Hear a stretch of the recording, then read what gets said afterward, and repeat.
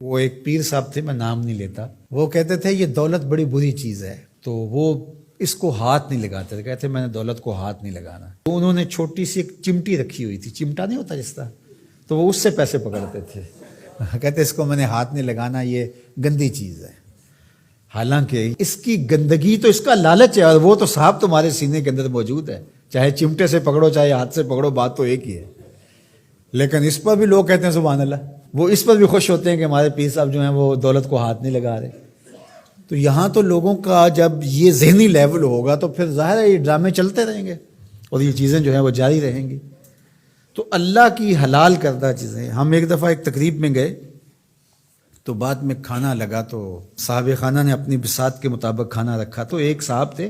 وہ اپنے آپ کو صوفی کہتے تھے، تو وہ کہنے لگے کہ آپ کے گھر میں کوئی لسی ہے، تو وہ ظاہر میں کہنے لگے کہ نہیں، تو کہتے چلو سادہ سادہ پانی لے آؤ، تو وہ پانی لے آئے، کہتے ہیں اب وہ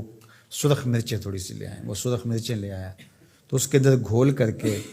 تو وہ روٹی کو ڈبو ڈبو کے کھا رہے تھے۔ میرے ساتھ 3-4 طالب علم تھے، تو میں نے ان کو آنکھ سے اشارہ کیا کہ یہ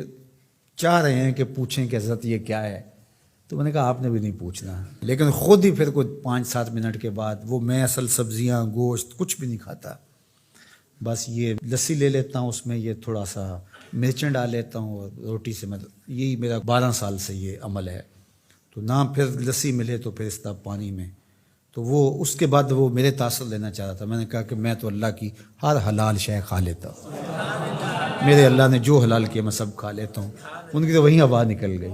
تو یہ کس نے آپ کو حق دیا ہے کہ اللہ کی حلال کردہ چیزوں کو حرام؟ اگر آپ کی طبیعت نہیں مانتی یا آپ کی قسمت ایسی سڑی ہے کہ طیب اور پاکیزہ کھانے سامنے موجود ہیں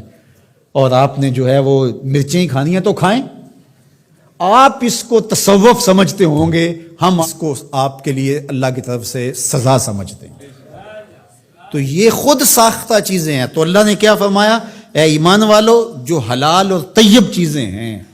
جو اللہ نے تمہارے لیے حلال کی ہیں، جو اللہ نے تمہارے لیے پاکیزہ چیزیں پیدا کی ہیں، ان کو کھاؤ۔ اللہ اکبر۔ تو جس طرح شریعت اسلامیہ نے اس بات پر ممانعت کی ہے کہ کسی کو حق نہیں پہنچتا کہ اللہ کی حرام کردہ چیز کو حلال بنائے کسی ہیلے بہانے سے یا کسی طریقے سے، اسی طرح کسی حلال کو بھی حرام بنانے کا کسی کو حق نہیں ہے کہ جس چیز کو اللہ نے حلال رکھا ہوا ہے، پاکیزہ بنایا ہوا ہے، اس کو اپنے اوپر حرام کر دے۔ یہ شیطان کی پیروی ہے کہ خود کہنا کہ میں اس کو اپنے اوپر حرام کر لیا۔ تم کون ہوتے ہو اپنے اوپر حرام کرنے والے جب تمہارے خالق نے تمہارے اوپر حرام نہیں کیا ہے؟ ہاں، اگر کسی چیز کی طرف مزاج کسی کا نہیں ملتا، اور وہ بہت ساری سبزیاں ہیں، بعض اوقات ماں کو شام کو مسئلہ ہوتا ہے کھانا پکائیں تو میرا یہ بچہ یہ چیز نہیں کھاتا شوق سے اور فلاں بچہ یہ نہیں کھاتا، تو وہ ایک الگ چیز ہے۔ وہ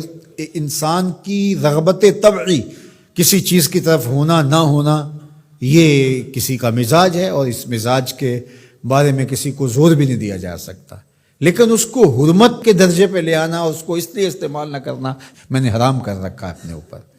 تو یہ درست نہیں ہے۔